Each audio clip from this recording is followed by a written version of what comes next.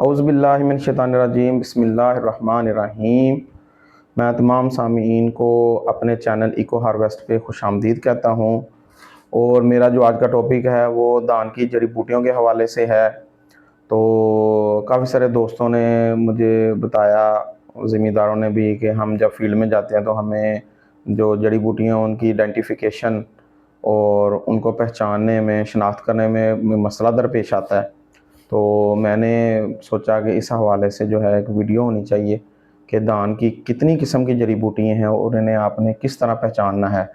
तो ये दान की जड़ी बूटियों के हवाले से ये 3 तरह के ख़ानदान हैं।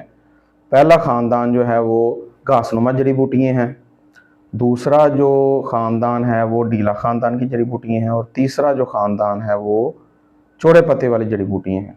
तो इन तीनों किस्मों के हवाले से मैं आपको बताऊँगा। तो सबसे पहले चलते हैं घासनुमा ख़ानदान की जड़ी बूटियाँ। इनको पहचानने का तरीका ये है कि इनके जो पत्ते हैं वो बारीक होते हैं और ये ज़मीन के ऊपर बिछी हुई होती हैं। तो इसमें जो है वो इनका जो तना है वो गोल होता है और उसमें जो है जैसे बाँस में गांठें होती हैं, बाँस का जो मसलन पौधा या दरख्त आपने देखा है तो उसमें गांठें होती हैं। तो इसी तरह ये जो घास ख़ानदान की जड़ी बूटी हैं इनमें भी गांठें होती हैं, यानी कि जोड़ीदार तना होता है इनका। तो इसमें जो मूंजी में जो है जड़ी बूटियों के हवाले से मुख्तलफ जो है घासनुमा जड़ी बूटी, इनमें लंब ग्रास है, कलर ग्रास है, ठीक है, तो बांसी ग्रास है, घोड़ा ग्रास है, तो लंब ग्रास भी आपको मैंने पहले भी बताया। तो ये जड़ी बूटियाँ हैं जो मुख्तलफ तरह की घासनुमा ख़ानदान की हैं, जो कि मूंजी को जब आप लगाते हैं तो ये मूंजी में हो जाती हैं और खाद और ख़ुराक में हिस्सेदार बनती हैं। तो ये एक ख़ानदान हो गया। दूसरा ख़ानदान जो है वो डीला ख़ानदान है। उसमें आपका ये है कि आपने डीला ख़ानदान की जड़ी बूटियों को इस तरीके से पहचानना है कि उसमें ट्रायंगुलर स्टेम होता है और इनके जो पत्ते होते हैं वो परनाला नुमा होते हैं। जैसे बारिश होती है तो वो परनाले, छतों से पानी जो है परनाले के ज़रिए नीचे आता है, तो इसी तरह पत्ते निकल के परनाले शेप में पत्ते होते हैं। तो इनका ये भी एक आइडेंटिफिकेशन है कि जो है ना, पत्ते चमकदार होते हैं, ठीक है। और ट्रायंगुलर स्टेम का भी मैंने आपको बताया है। तो इसमें डीला ख़ानदान की जड़ी बूटियों में गुई है, बुई हैं और डीला जो है ये जड़ी बूटियाँ हैं जो कि मूंजी के खेत में आमतौर पे ज़िम्मेदारों को नज़र आती हैं, ठीक है। जब आप जाते हैं तो ये इस तरह की जड़ी बूटियाँ ऑब्ज़र्व करने को मिलती हैं। तो तीसरा जो ख़ानदान है वो चौड़े पत्ते वाला है, ठीक है, यानी कि उसे इंग्लिश में ब्रॉड लीफ वीड्स कहते हैं।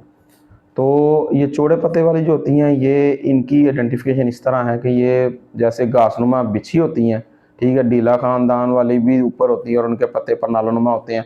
तो ये चौड़े पत्ते वाले जो इनके चौड़े चौड़े पत्ते होते हैं और ये जो ऊपर उठी हुई होती हैं, ठीक है। तो चौड़े पत्ते, जैसे पीपल का दरख्त है, आमतौर पे बेरी का दरख्त है, ये दरख्त ऐसे हैं जिनको लोग जानते हैं, तो इनके पत्ते चौड़े होते हैं। इसी तरह वो जड़ी बूटियों के पत्ते भी चौड़े होते हैं। तो जो मूंजी के खेत में जड़ी बूटी होती हैं वो मिर्च बोटी होती है, दरियाई बूटी होती है, चुपत्ती होती है, कुत्ता कम्मी होती है, ठीक है ना। तो ये चौड़े पत्ते वाली जड़ी बूटियाँ हैं जो कि खेत में मूंजी के पाई जाती हैं। तो ये मैंने 3 ख़ानदानों के बारे में आपको बताया है। तो इनका जो है तरीका इंसदाद जो है, 2 तरीक़ों से इनको ख़त्म किया जा सकता है।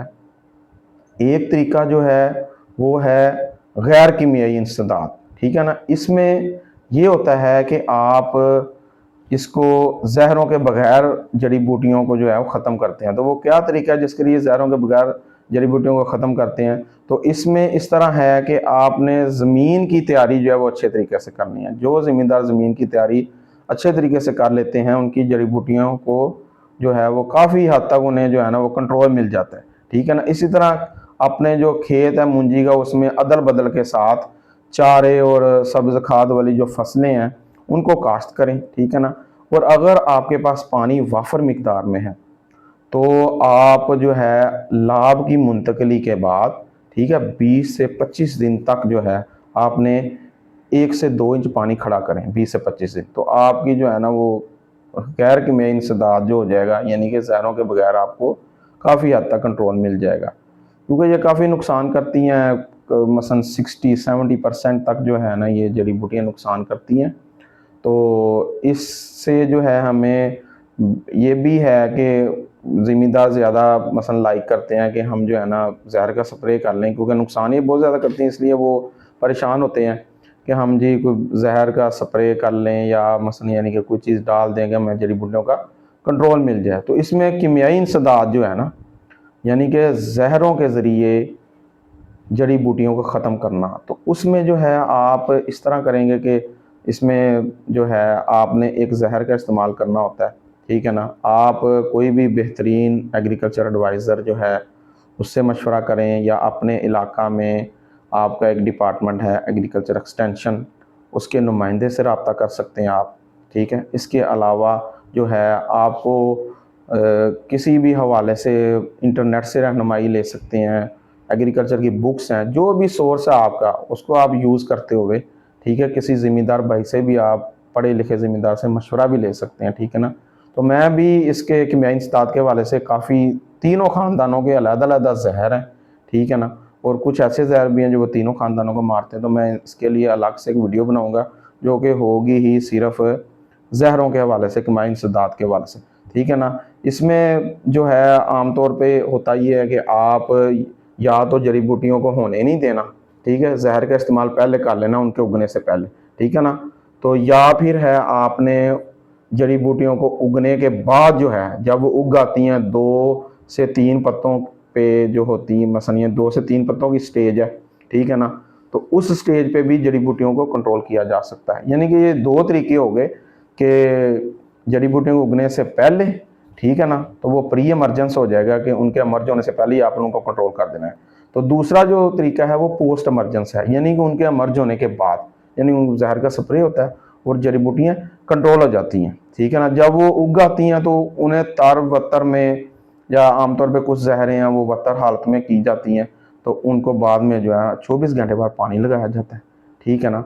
और अगर आपने प्री इमरजेंस करना है, यानी कि उगने से पहले करना है, तो आपने जो है स्प्रे करके, शेकर बोतल यूज़ होती है आमतौर पे, तो शेकर बोतल से स्प्रे करके, एक बोतल होती है उसके ढक्कन में आप सुराख कर लेते हैं, ठीक है ना। तो उसके अंदर जहर भी डाल देते हैं और पानी भी डाल देते हैं, तो वो जो मिक्सचर हो जाता है ना फिर जहर और पानी का, उसे जो है वो खेत के अंदर जाके तो जो है स्प्रेड कर देते हैं। बोतल को ऐसे ऐसे मसलन जो है ना वो हिलाते हैं खेत में जाके, तो वो पूरे आपके जो है ना खेत में जो है वो जो है जहर का असर जो है वो फैल जाता है। तो उसके जहर के मसलन यानी कि जो है ना इस्तेमाल करने के बाद आपने 3 से 4 दिन पानी भी खड़ा रखना है ताकि जड़ी बूटी का कंट्रोल में रहे, ठीक है ना। तो यही मैंने आपको इस हवाले से ब्रीफ करना था। तो मैं आप सब दोस्तों से जो है वो इजाज़त चाहता हूँ। तो अल्लाह हाफिज़।